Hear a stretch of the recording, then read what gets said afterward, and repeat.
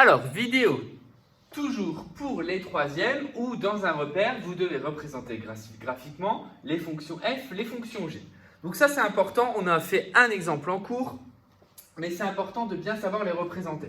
Donc vous voyez ici, j'ai utilisé GeoGebra pour avoir un repère directement. Ça veut dire que dès qu'on va tracer une fonction affine, vous allez avoir besoin de repérage. Ici, on doit donc tracer la fonction f et la fonction g. Donc je vais utiliser les trois étapes de la rédaction. Première étape, dire que c'est une fonction affine. Donc les fonctions f et g sont des fonctions affines. Pourquoi ce sont des fonctions affines? Parce qu'elles sont du type f de x où g de x égale ax plus b. Donc les fonctions f et g sont des fonctions affines. Donc, propriété, leur représentation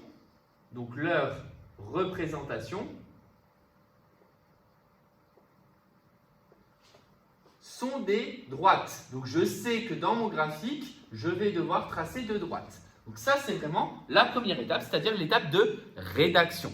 Ensuite, une fois que j'ai fait l'étape de rédaction, je dois faire les tableaux de valeurs. Donc je vais faire un tableau pour la fonction f et un tableau pour la fonction g.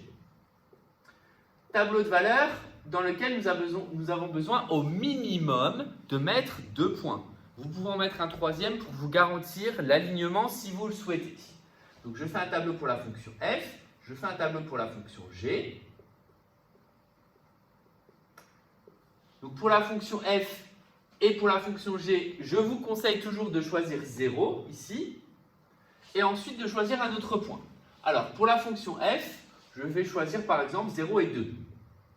Pour la fonction g, je vais choisir 0 et 1. Peu importe, le deuxième choix, je vous l'ai dit, c'est important, vous le fixez plus ou moins au hasard, vous faites le calcul et vous voyez d'après votre calcul, est-ce que ces points sont plaçables sur votre graphique. S'ils le sont, c'est un bon choix. S'ils ne le sont pas, vous faites un autre choix. Ici, donc la fonction f, si je calcule, donc je choisis 0 et 2, il faut ensuite que je calcule l'image de 0, l'image de 2. Donc l'image de 0, je remplace x par 0, j'obtiens 4.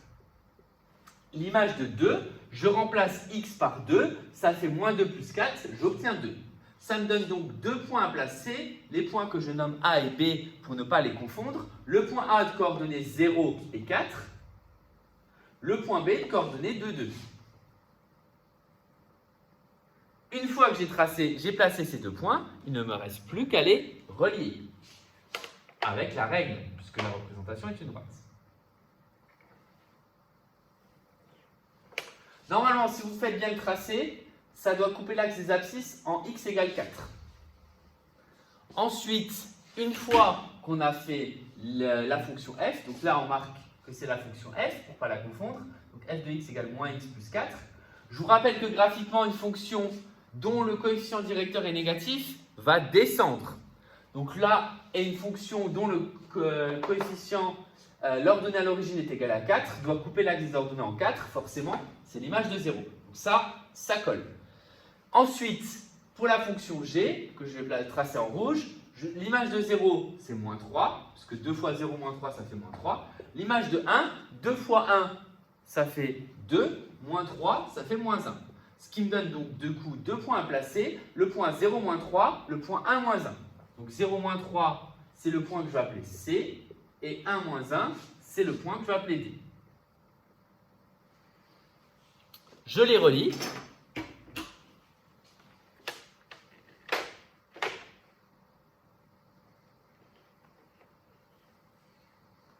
Et là, je marque g de x égale 2x moins 3.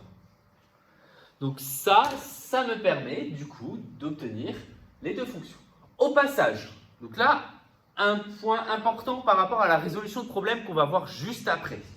Ce point-là est primordial. C'est le point d'intersection entre f, la droite qui représente f, et la droite qui représente g. Au final, ce point-là, c'est ce qui correspond à f de x égale g de x. Et quand vous allez devoir résoudre graphiquement f égale g, la solution, elle va être là. Et donc là, on pourrait très bien faire l'équation, dire f de x égale g de x je le marque ici, ça veut dire moins x plus 4 égale 2x moins 3 et essayer de résoudre. Mais la solution va être représentée graphiquement, approximativement, parce qu'on ne tombe pas juste, par ce nombre x qui est ici. Donc là, c'est important à comprendre que graphiquement, ça va nous permettre de résoudre des problèmes. Et justement, c'est l'occasion pour moi d'introduire du coup le dernier exercice que vous allez avoir à faire dans les fonctions affines, qui est un problème de type brevet, qui va représenter trois types de fonctions. Les trois types de fonctions, fonction affine, fonction linéaire, fonction constante, et dont l'objectif va être de faire ce qu'on appelle en maths de l'optimisation. Voilà pour cette vidéo. Au passage, petite dédicace à Tim qui regarde beaucoup de mes vidéos, je pense même beaucoup de mes vidéos en troisième, et qui les commente toujours avec succès. Donc je te remercie Tim, toi qui es un grand abonné de YouTube.